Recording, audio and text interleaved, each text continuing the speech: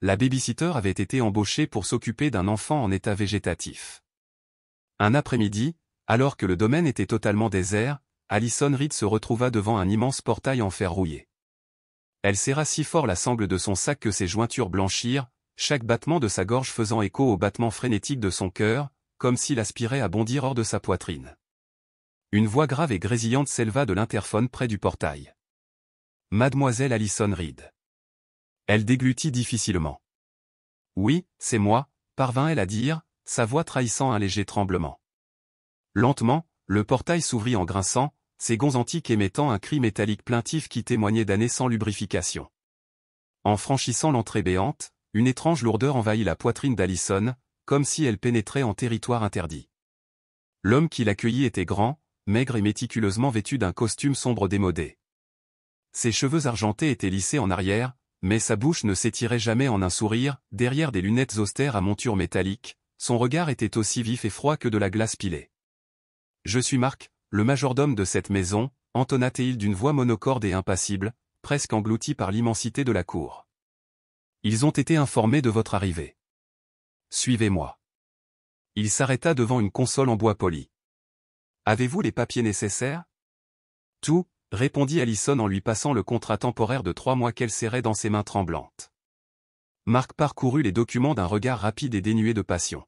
« Ils ne veulent pas de questions. On attend de vous que vous fassiez simplement votre travail, vous occuper du jeune maître Henry. Ne pas errer. Ne pas entrer dans des pièces fermées à clé. Pas d'appel, pas de visite. » Allison hocha la tête, le cœur battant, tandis qu'elle avalait la boule de malaise qui grandissait dans sa gorge. À l'intérieur, le hall d'entrée était une cathédrale de silence, ses pas résonnaient sur le sol de marbre, et au-dessus de sa tête, un lustre en cristal scintillait d'une froide austérité. L'air sentait le bois ancien et les huiles essentielles, la lavande se mêlait à quelque chose de plus piquant, presque médicinal. Du couloir obscur, une petite femme ronde émergea, ses cheveux argentés coiffés d'un châle aux couleurs vives.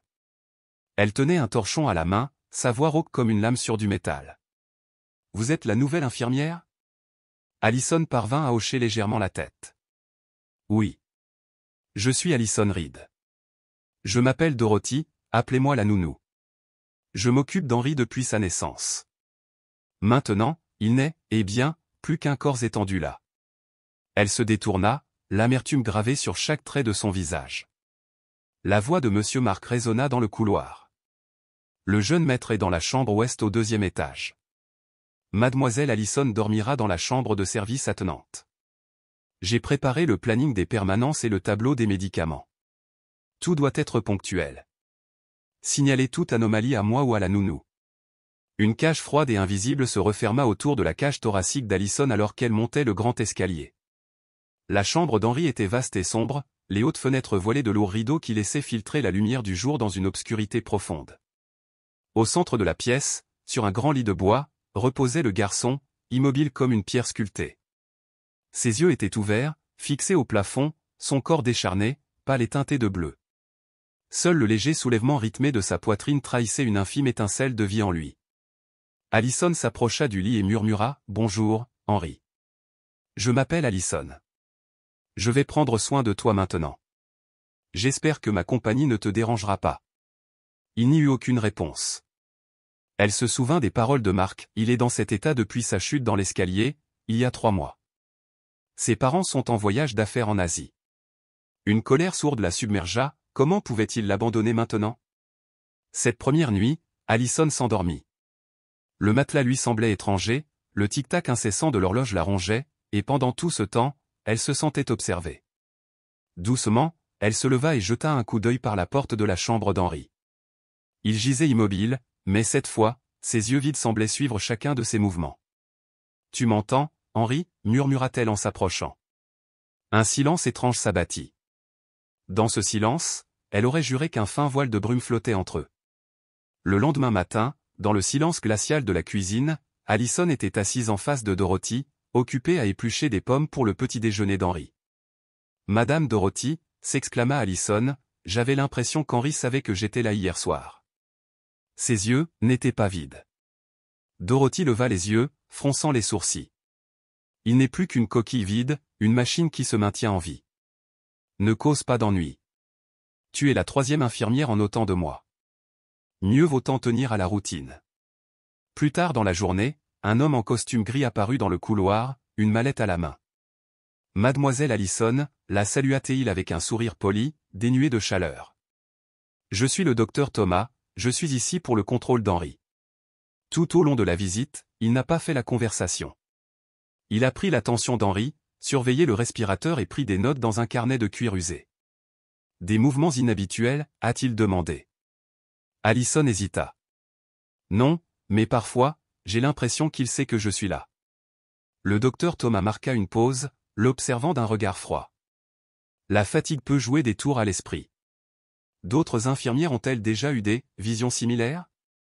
Il n'en dit pas plus, rangea ses affaires et disparut avec un bref « à bientôt au prochain rendez-vous ». Ce soir-là, Allison consacra ses pensées à un journal. Premier jour, cette maison ne ressemble à aucun autre endroit où j'ai travaillé. Henri n'est pas un patient ordinaire, quelque chose est piégé en lui. Dehors, le vent soufflait à travers un cadre de fenêtre mal fixé, et Allison se surprit à fredonner la berceuse de sa mère. Soudain, un léger clic retentit dans la chambre d'Henri. Le cœur battant, elle se précipita vers la porte. Il était allongé là, les yeux ouverts, mais cette fois, ses pupilles s'étaient déplacées. Il la regardait. Allison se figea, le souffle coupé. Elle se pencha et posa doucement une main sur la sienne. « Si tu m'entends, bouge même le plus petit objet, murmura-t-elle. 10 secondes passèrent. 20. Rien. Elle retira sa main et ferma la porte de ses doigts tremblants. Pourtant, quelque chose en elle avait changé. Les jours suivants se sont transformés en routine de médicaments et de soins, mais la tension ne s'est jamais apaisée, les faibles bruits nocturnes, les ombres se faufilant derrière les encadrements de portes et toujours, ses yeux fixes. Puis, un mercredi soir, le manoir s'obscurcit. Allison ajustait une ligne d'alimentation lorsque les lumières s'éteignirent. L'obscurité l'engloutit. Elle jura dans sa barbe, récupéra son téléphone et alluma la lampe torche. Le faisceau étroit balaya le lit et elle halta. Les lèvres d'Henri remuèrent. Elle leva la lumière plus haut, le cœur battant la chamade. Ses yeux restèrent grands ouverts, fixés sur elle. Dans ce silence chargé, Allison réalisa qu'elle n'était plus seule. Ses lèvres bougeaient clairement en pas des spasmes musculaires, mais un véritable mouvement. « Que dis-tu » murmura-t-elle en se penchant si près que son oreille faillit effleurer sa bouche. Au sous-sol, Allison recula, son regard parcourant la pièce faiblement éclairée comme si elle craignait des observateurs invisibles. Puis, sans prévenir, les lumières se rallumèrent, l'aveuglant. Elle faillit crier. Monsieur Marc apparut sur le seuil, comme s'il était resté là depuis le début. « Que se passe-t-il » demanda-t-il, la suspicion perçante dans sa voix. Le garçon. Henri vient de murmurer quelque chose. Je suis sûr de l'avoir entendu, dit rapidement Allison. Tu délires. Le jeune maître ne peut pas parler, son cerveau ne montre aucune activité au niveau du centre du langage, répondit Marc, le regard froid et scrutateur. Non, je sais exactement ce que j'ai entendu, a-t-elle insisté. Marc resta silencieux un instant, puis reprit la parole lentement. Souhaitez-vous être renvoyé immédiatement pour avoir porté des accusations sans fondement, mademoiselle Allison? Dorothy apparut derrière lui, les bras croisés. Ça commence à ressembler aux deux derniers, faibles d'esprit, ricana-t-elle. Allison ouvrit la bouche pour protester, mais se mordit la lèvre, ravalant sa colère. Elle se détourna, mais elle enregistra chaque mot dans sa tête. Le lendemain matin, Allison tressaillit en entrant dans la chambre d'Henri. Une caméra de surveillance haut de gamme était installée dans un coin, son objectif braqué sur le lit et sur elle. « Qu'est-ce que c'est que ce bordel » murmura-t-elle. Monsieur Marc resta silencieux derrière elle un moment avant d'expliquer, après la panne de courant, la famille a demandé un renforcement de la sécurité. Cette caméra enregistrera 24 heures sur 24, 7 jours sur 7, chacun de vos faits et gestes est surveillé. Un ordre d'Isabelle. Personne n'a pensé à me demander, rétorqua Allison. Tu es une employée, pas un membre de la famille. Il se retourna et s'éloigna sans un mot. Allison fixa la lumière rouge clignotante. Elle se serra plus fort contre le lit d'Henri. Ils ont peur que tu dises quelque chose, n'est-ce pas, murmura-t-elle. Mais ses lèvres restèrent immobiles. Ce soir-là, lors d'un rare dîner partagé avec Dorothy, Allison a soudainement demandé « Es-tu déjà descendu au sous-sol de cette maison ?» Dorothy fronça les sourcils. Le sous-sol? Non. Ce ne sont que de vieux débarras et une cave à vin. Monsieur Mark garde la clé. Alors pourquoi le verrouiller si fort, insista Alice. Tu poses trop de questions, rétorqua Dorothy en claquant sa fourchette sur l'assiette. Tu te prends pour qui, une détective? Écoute, Allison, cette maison a ses propres règles. Si tu n'y arrives pas, pars. Personne ne t'en empêchera. Allison hocha la tête et haussa les épaules, mais intérieurement, sa détermination se renforçait. Elle devait savoir ce qui se cachait derrière. Cette nuit-là, un cauchemar la réveilla en sursaut. Elle vit Henri debout dans l'obscurité, répétant « le sous-sol, comme en transe. Le cœur battant, elle se redressa. La clé était peut-être dans la chambre de Monsieur Mark. Elle enfila un manteau et se glissa dans le manoir silencieux. Le vent sifflait par les fentes des fenêtres, tel un gémissement inquiétant. La chambre de Monsieur Mark se trouvait au bout du couloir. Collant son oreille contre la porte, elle ne trouva que le silence. Aucune lumière ne filtrait.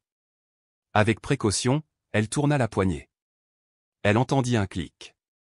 À l'intérieur, la pièce était d'une propreté irréprochable. Des étagères bordaient un mur, un coffre en métal trônait dans un coin.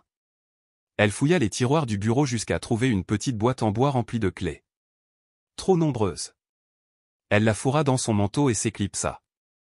De retour au rez-de-chaussée, elle traversa le couloir sombre en direction de la lourde porte en fer qu'elle avait remarquée plus tôt. Sous-sol, murmura-t-elle, comme si elle psalmodiait. Clé après clé, elle craqua, jusqu'à ce que la 13e claque. Elle inspira profondément et poussa la porte. Une vague humide de moisissure et de rouille la submergea. Un escalier en colimaçon en pierre s'enfonçait dans l'obscurité. Elle alluma sa lampe de poche et commença sa lente descente, chaque marche marquant un passage de la vérité à la folie. Au fond se trouvait une longue pièce au mur de béton. Une table en métal trônait en son centre, à côté d'un vieil ordinateur et d'une armoire remplie de dossiers médicaux. Des centaines de cassettes VHS étaient alignées sur les étagères le long des murs. L'ordinateur refusait de s'allumer. Allison fouilla dans les dossiers médicaux manuscrits, codes de médicaments, radiographie cérébrale et notes étranges, stade de la réponse myonique, vérifié 4 heures après la 7e injection. Ses mains tremblaient lorsqu'elle prit une cassette portant, en lettres majuscules, l'inscription « Essai d'Henri 1112 ». Dans un coin se trouvait une vieille télé avec un magnétoscope. Allison glissa la cassette et appuya sur lecture. Un grésillement siffla avant de montrer Henri attaché à une chaise en bois. Un homme masqué injecta quelque chose dans le poignet du garçon. Henri tressaillit, puis poussa un faible cri, « Non. Maman. » Allison se couvrit la bouche, les yeux écarquillés. La scène suivante força Henri à boire un liquide blanc. Il se débattit, pleura faiblement, puis s'immobilisa. L'écran devint noir sur son corps affaissé. Elle s'effondra sur le sol froid, tremblant violemment. Ce n'était pas un accident. C'était un empoisonnement délibéré. La bande continuait de tourner, prolongeant l'horreur comme un cauchemar éternel. Rassemblant son courage, Allison se leva en titubant et retourna au classeur. Une épaisse pile de pages détaillait des procédures énigmatiques, mais le nom d'Henri revenait sans cesse. Une ligne lui glaça le sang, numéro 4 a bien réagi au sommeil profond prolongé, dépassement du seuil de conscience. En dessous, des codes de médicaments intraçables, RM12, BLT, cellule K. Elle tourna une autre page, Henri candidat à un transfert de succession, évaluation de la réponse biologique.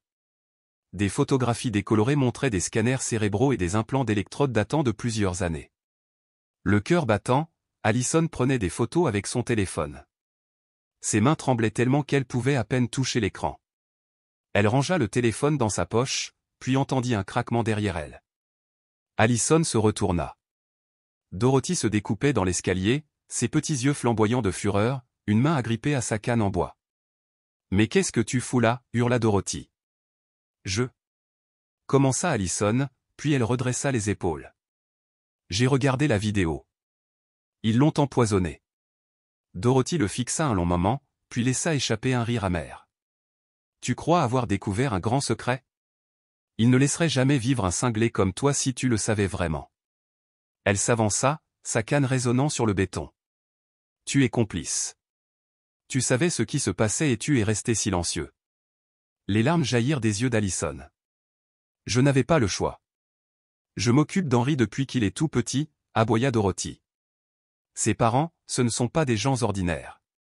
Richard fait partie d'une structure de pouvoir que tu ne peux même pas imaginer.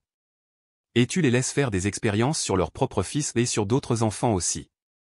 Allison recula contre la table en métal, essoufflée. Pourquoi les infirmières précédentes ont-elles disparu, demanda-t-elle. La voix de Dorothy se réduisit à un murmure, parce qu'il pensait pouvoir sauver quelqu'un. Le cœur d'Allison battait fort tandis qu'elle serrait la poche de son manteau où se trouvait la clé USB où son précieux clip, copié sur la cassette, était désormais son seul espoir.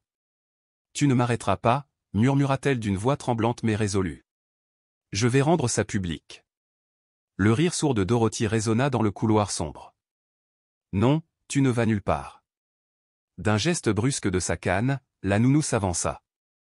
La panique envahit Allison. Elle saisit la lampe de bureau, les jointures blanches, et la lança de toutes ses forces.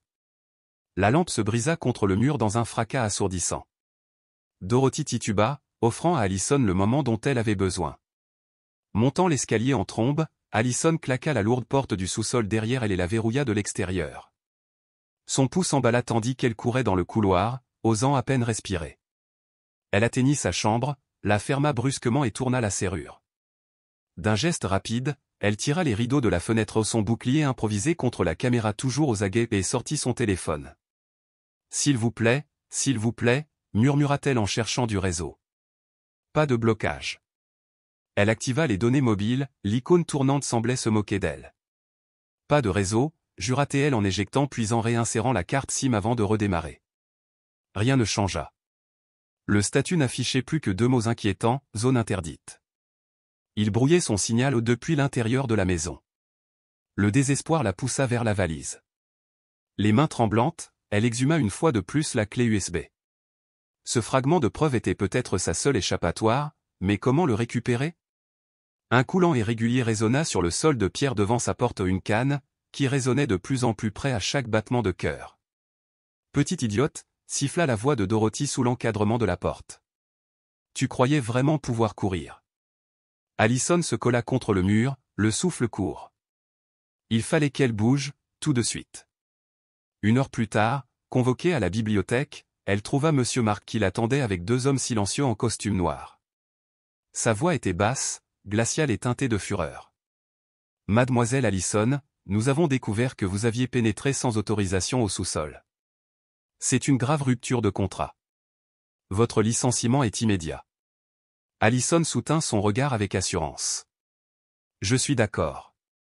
Il est temps que je parte. Merci pour ton sang-froid. » Mark eut un sourire narquois. « Votre sang-froid est surprenant. » Il marqua une pause, comme s'il savourait son malaise. Mais elle était loin d'en avoir fini. Tournant les talons, elle sortit de la bibliothèque à grands pas, l'esprit en ébullition. En traversant le hall d'entrée, elle risqua un bref texto sur une lueur de Wi-Fi résiduelle du jardin. Alberto urgent. J'ai le clip.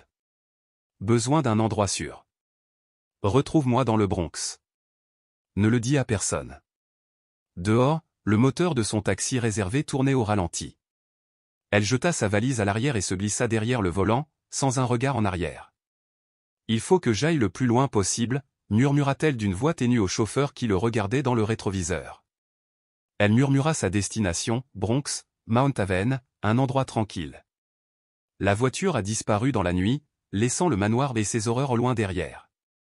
Dans son minuscule appartement du Bronx, Allison découvrit que son téléphone était verrouillé à distance tous les messages, tous les emails effacés. Les doigts tremblants, elle brancha la clé USB sur son ordinateur portable. Alerte, appareil chiffré. Accès administrateur requis. Ils ont aussi pris le contrôle de mes comptes, pensa-t-elle en s'enfonçant mollement dans son fauteuil. Elle trouva le bout de papier avec l'adresse de Lewis Reed, son seul allié, un vieil ami et informaticien talentueux.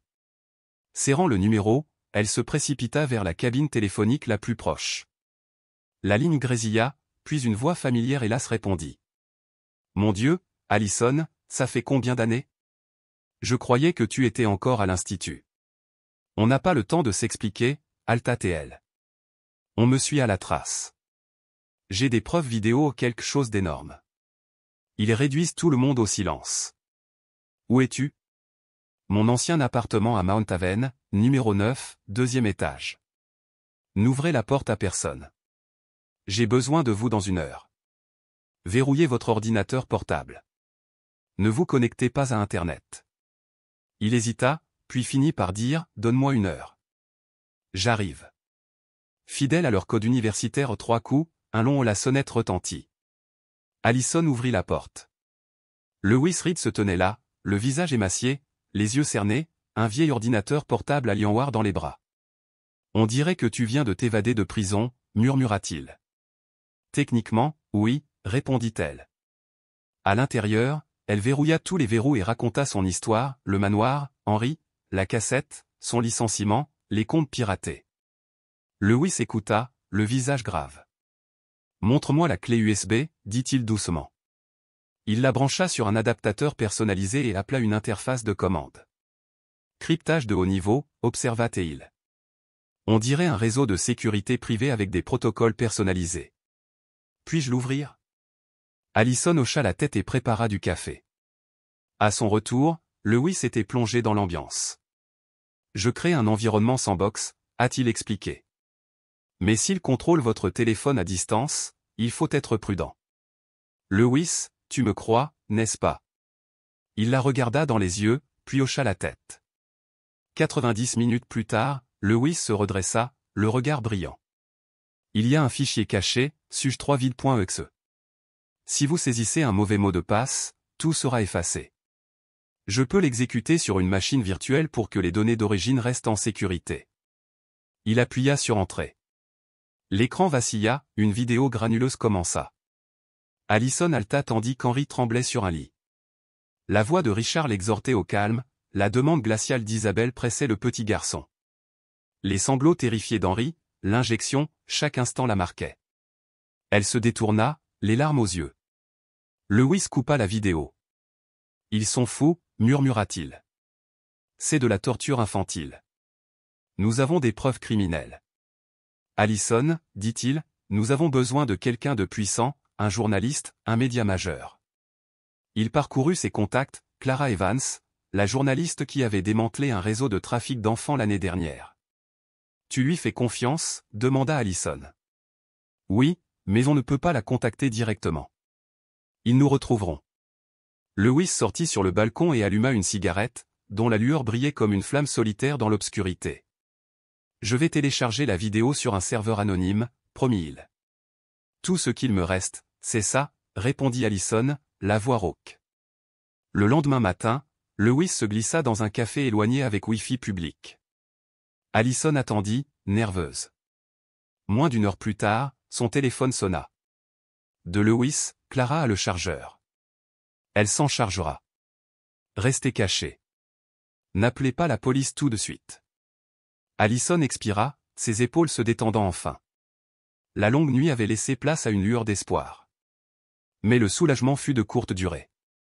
Vers 11 heures, un bruit assourdissant fit trembler le plancher. Allison se précipita sur le balcon et jeta un coup d'œil en bas. Un élégant SUV noir garait son moteur au ralenti devant l'appartement. La porte s'ouvrit brusquement et Monsieur Marquand sortit, vêtu de noir de la tête aux pieds, ses lunettes de soleil noires dissimulant toute trace d'émotion. Il leva le menton et fixa sa fenêtre sans ciller.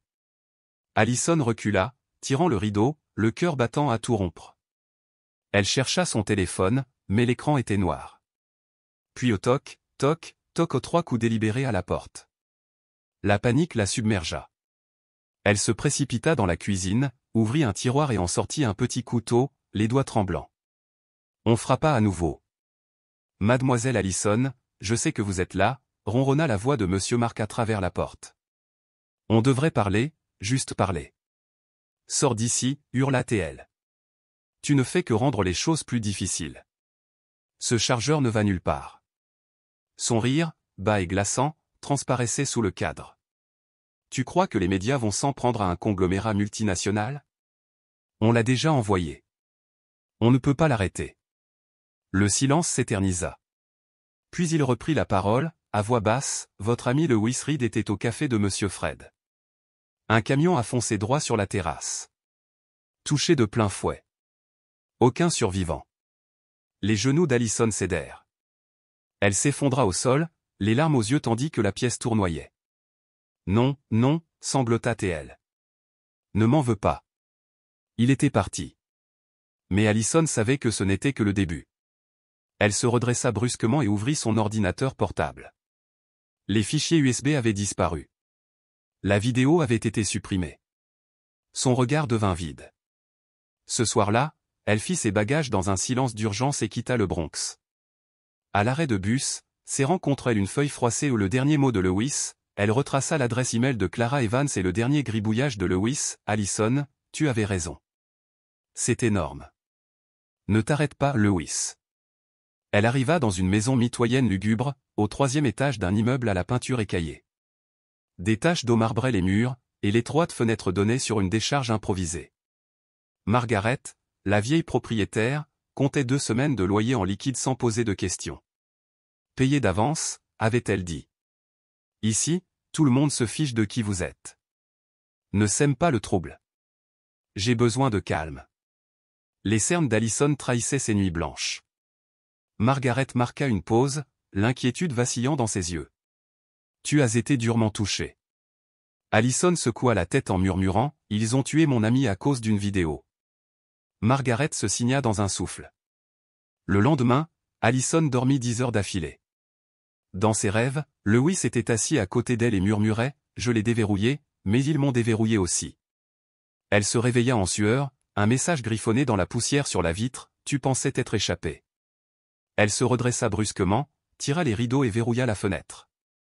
Le lendemain matin, elle se rendit dans une imprimerie à 3 pâtés de maison, armée des derniers documents papier de Lewis. À l'intérieur, le commis James lui montra l'unique ordinateur. Tandis qu'elle parcourait les pages, elle sentit des regards lui brûler le dos. 2 hommes en survêtement noir flânaient près de la porte, les observant. Allison, murmura-t-elle, la sortie arrière est libre? Il désigna une porte donnant sur une ruelle. Elle ramassa ses papiers, sortit la clé USB et sortit discrètement. Des pas résonnèrent derrière elle, mais elle disparut dans la foule. Plus tard, dans un café, elle essaya d'envoyer un email à Clara Evans. Compte suspendu. Un autre. Désactivé. Un 3e. Désactivé. Hors de question, marmonna-t-elle en rangeant la clé USB au fond de son manteau. Elle retourna dans la rue. Ce soir-là, à son retour, elle trouva sa porte déverrouillée. Son sang se glaça. À l'intérieur, la petite pièce semblait intacte, jusqu'au bureau. Le disque dur externe de Lewis avait disparu. Non. Murmura-t-elle en se tournant vers le placard. Les papiers étaient éparpillés. Ils étaient passés par là, et ils savaient exactement quoi emporter. Elle s'effondra, silencieusement dévastée. 3 jours passèrent dans une quasi-hystérie. Chaque pas faisait battre son cœur à tout rompre, chaque voiture qui ralentissait faisait trembler ses mains. Elle se nourrissait de café et d'eau, les yeux cernés. Une nuit, un léger coup frappé, 3 coups, puis le silence. Serrant son couteau, elle regarda par le Judas. Personne. En se retournant, elle aperçut une petite enveloppe sous la porte. À l'intérieur, une photo d'elle endormie dans ce même lit, prise d'en haut. Pas de mots. Pas de nom. Le lendemain matin, Allison sirotait un café froid dans un petit café. Un vieil homme l'observait, le regard lourd de souvenirs. Tu ressembles à ma petite fille avant sa disparition, croassa-t-il. Elle sursauta. Elle avait 13 ans, disparue sans laisser de traces. Je m'appelle Allison, dit-elle d'une voix tremblante. Si je te disais quelque chose de terrible, pourrais-tu le garder secret? Il afficha un sourire las. J'ai gardé mes secrets pendant 60 ans. Essayez-moi. Elle lui raconta chaque détail. Il ne sourcilla pas. Lorsqu'elle parla d'Henry, son visage s'adoucit. Ce garçon, est-il encore en vie? Allison, ne me quitte pas, murmura-t-elle, se remémorant un rêve où la voix d'Henry l'appelait. Il hocha la tête. Les enfants qui souffrent se tendent la main dans l'obscurité. C'était peut-être un rêve, ou peut-être une vocation. Cette nuit-là, elle rêva que la pluie fouettait sa vitre. Une petite silhouette se tenait dehors, trempée et tremblante. « Henry, aide-moi » murmura-t-il. Elle se réveilla, le cœur battant. Elle traversa le couloir à toute vitesse jusqu'à la porte d'entrée. La pluie lui éclaboussa le visage, mais elle se figea sur le seuil, une paire de minuscules chaussures, froides et trempées, se dressait comme une supplication silencieuse. Une rafale de vent passa. Des pas murmurèrent dans la ruelle. « Henri !» s'écria-t-elle en glissant sur les marches mouillées et en se précipitant dehors. L'allée était noire et vide, jusqu'à ce qu'elle l'aperçoive, grelottant sous un auvent délabré. Son visage était pâle, ses lèvres bleues, mais son regard croisa le sien, vif et terrifié. « Mademoiselle Allison !» balbutia Théil, je me suis enfuie. Elle le serra dans ses bras, sentant sa fragilité comme une âme fragile dans sa main. « Tu es en sécurité maintenant » murmura-t-elle. « Je te tiens. » De retour à la maison d'hébergement, elle claqua la porte, tira tous les rideaux et alluma le radiateur. 3 couvertures, une bouillotte, du lait chaud, elle s'occupa de lui comme une mère. « Quelqu'un t'a suivi » demanda-t-elle doucement. « Je ne sais pas » frissonna Théil. « Je les ai entendus dire, cette fille n'a toujours pas été réduite au silence. Il te recherche. »« Je sais » murmura-t-elle en repoussant ses cheveux humides en arrière. Il lui serra la main. « Tu te souviens de moi, n'est-ce pas ?» Des larmes lui montèrent aux yeux. « J'ai cru t'avoir perdu. » Il frissonna. Chaque fois qu'il me faisait une injection, je les entendais. Je me souviens de la voix de ma mère, le plan se terminera une fois que le cerveau aura atteint l'équilibre. Puis ils m'ont emmené au sous-sol. Il y avait d'autres enfants. Allison resserra son étreinte. « Tu les as vus ?»« Pas clairement, » murmura-t-il, mais j'ai entendu leurs cris. Le lendemain matin, elle l'emmena dans une clinique sous le nom d'Emily Parker.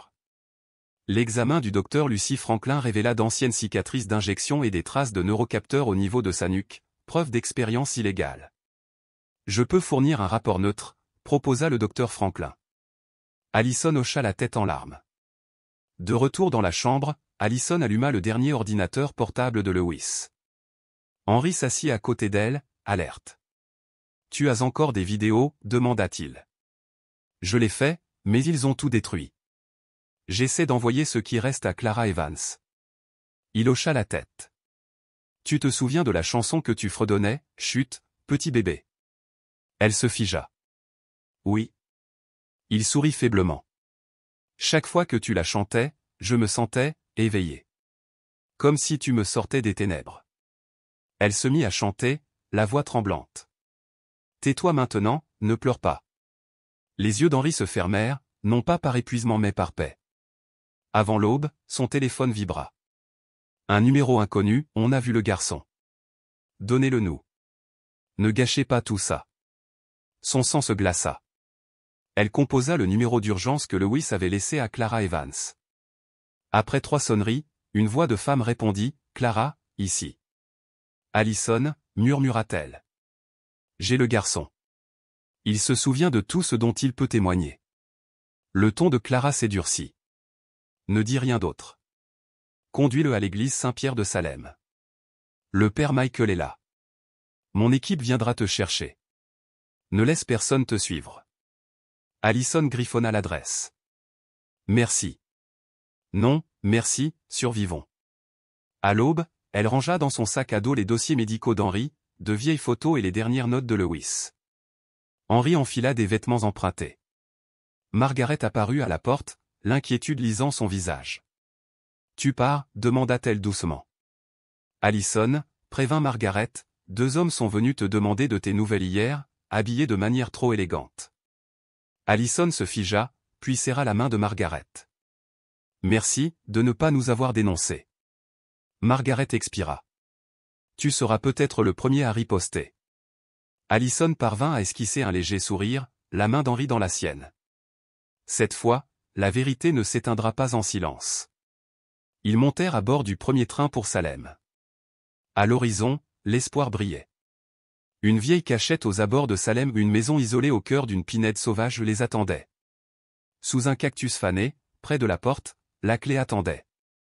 Allison conduisit Henri à l'intérieur. La porte grinça, soulevant des décennies de poussière rance. « On reste ici ?» demanda Henri d'une voix faible. « Pour un moment » répondit-elle en refermant la porte derrière eux. « Cet endroit est plus sûr que la ville. Ils ne nous trouveront pas, pas si nous ne laissons aucune trace. » Ils commencèrent à nettoyer, allumèrent un feu et étendirent le vieux matelas. Allison vérifia chaque fenêtre, chaque aération, même le toit. Leur première nuit dans cette maison creuse se passa dans un silence pesant, mais elle semblait plus légère, bien moins étouffante que la peur constante d'être traquée dans le Bronx. Tôt le lendemain matin, Allison alluma son ordinateur portable. Cela faisait 2 jours qu'elle n'avait pas appelé Clara. Elle ouvrit son compte de messagerie sécurisé, toujours actif, et trouva un nouveau message. Mon équipe d'enquête rassemble les documents. La vidéo supprimée n'a plus d'importance. Les preuves médicales et le témoignage du garçon suffisent à ouvrir une enquête officielle. Il est crucial que nous ayons un enregistrement vidéo de la déclaration d'Henry. Votre présence doit être mentionnée pour vérifier l'identité et le lien de parenté. Envoyez-la au plus vite. Clara. Allison le lut et le relut, le cœur battant. Elle se tourna vers Henry. Es-tu prêt à parler, à tout raconter pour que les gens sachent ce qui t'est arrivé? Le garçon baissa la tête. Si ça doit sauver d'autres enfants, je le ferai. Ils commencèrent l'enregistrement là, dans la petite pièce sombre. Allison s'assit à côté d'Henry tandis que la caméra les capturait tous les deux. Comment t'appelles-tu? Demanda-t-elle en stabilisant sa voix. Henry Owens. Quel âge as-tu? Né le 18 septembre. Allison marqua une pause. Tu te souviens de ce qui s'est passé avant les injections? Henry déglutit difficilement, puis hocha la tête. Ils m'ont emmené dans une pièce froide. Mon père se tenait à côté de ma mère, il m'a dit de rester silencieux pour la sécurité de tous. Ma mère m'a dit que si je me tenais bien, je dormirais un peu. Mais quand j'ai vu la seringue, j'ai compris qu'il faisait quelque chose de mal. Tu les as entendus dire quelque chose? Il leva les yeux, effrayé mais déterminé. Ils ont parlé d'héritage, d'actions bancaires et d'un projet appelé le projet Brouillard. Allison se figea. Tu es sûr de ce nom? Je m'en souviens parfaitement, dit-il en se rapprochant. Parce que ma mère a dit, Henry est le premier essai réussi du projet Brouillard. Allison arrêta l'enregistrement, les mains tremblantes. Ça va? Demanda Henry. Elle ravala sa peur. Je suis prête à continuer. Ils ont rallumé la caméra. Pendant près d'une demi-heure, Henry a raconté les détails poignants avec une voix d'enfant, chaque révélation forçant Allison à se mordre la lèvre jusqu'au sang pour ne pas s'effondrer. Une fois la vidéo enfin enregistrée, elle s'est connectée à un point d'accès temporaire sur un appareil secondaire et l'a envoyé au serveur sécurisé de Clara. Téléchargé au 100%, murmura-t-elle en expirant de soulagement. Se tournant vers Henry, elle sourit à travers ses larmes. C'est fait, mon chéri. Tu as été formidable. Son regard s'adoucit. Tu sais quoi? Tu es le seul à être resté. Je ne te quitterai jamais. Une minute de silence paisible s'écoula, puis un klaxon retentit au loin. Ils sursautèrent tous les deux. Allison se précipita à la fenêtre, ouvrit le rideau et jeta un coup d'œil sur le chemin de terre. Un élégant SUV noir déboucha dans la clairière. Non, pas aussi vite, murmura-t-elle. Henry lui serra la main, effrayé. C'est eux, murmura-t-il. Allison le tira en arrière tandis que la portière du SUV s'ouvrait. Une silhouette familière en sortit, Monsieur Mark, toujours vêtu de noir, les yeux cachés par des lunettes de soleil foncé, son téléphone à la main, comme s'il appelait un centre de commandement secret. Il leva les yeux et, sans hésiter, fixa la vitre où se tenait Allison. Nous avons été suivis, murmura Allison. Je ne veux pas y retourner, s'écria Henry. Je ne veux pas qu'il me fasse une nouvelle piqûre. Elle le serra fort contre elle. Plus personne ne te touchera, jamais.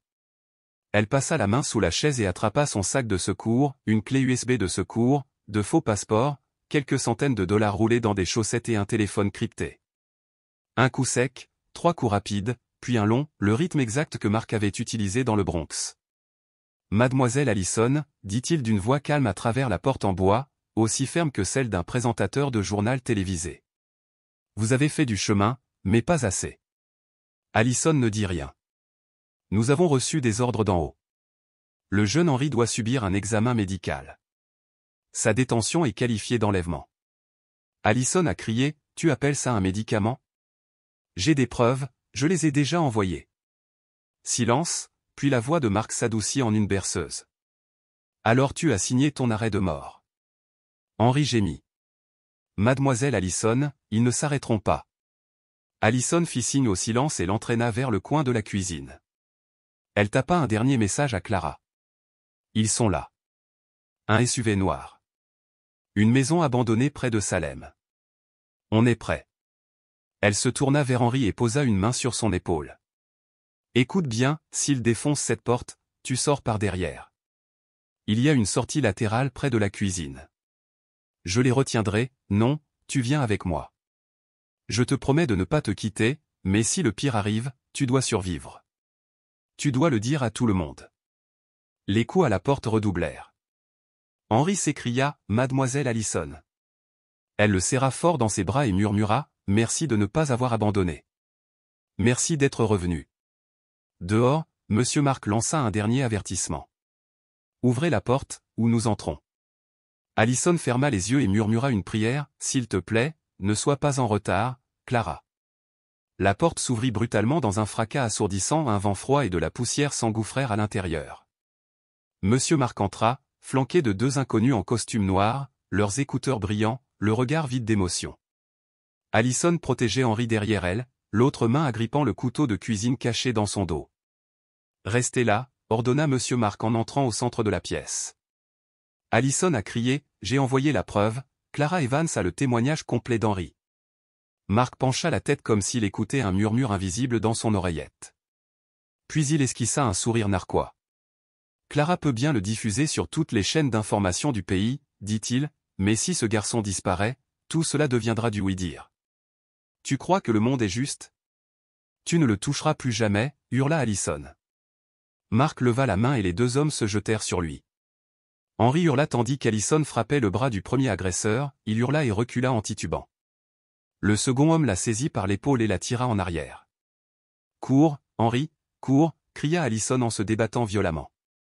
Le garçon se précipita vers la porte de derrière.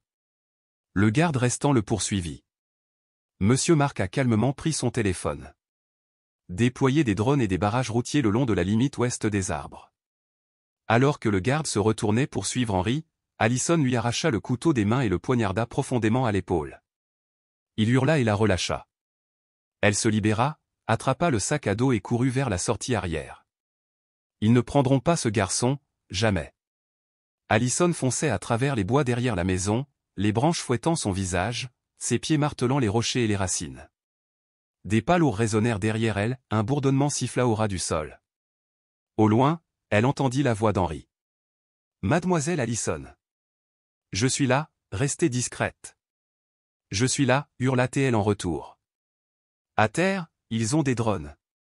Elle vira à gauche, puis à droite, son cœur battant si fort qu'il couvrait le monde, jusqu'à ce qu'elle repère enfin Henry blotti sous un arbre tombé, les yeux écarquillés de terreur. Ça va, murmura-t-elle. Il hocha la tête, la voix tremblante, je vais bien, mais là. Elle le releva. Il faut qu'on sorte de cette forêt. On doit rejoindre la gare de Salem. Quelqu'un nous attend là-bas. Tu connais le chemin. J'ai vécu ici 3 ans. Je me souviens de chaque route. Plus de 2 heures plus tard, ils arrivèrent dans un quartier résidentiel calme, à moins de 2 kilomètres de la gare de Salem. Allison conduisit Henry dans un bar miteux appelé le Rusty encore, où elle avait travaillé à temps partiel à l'université.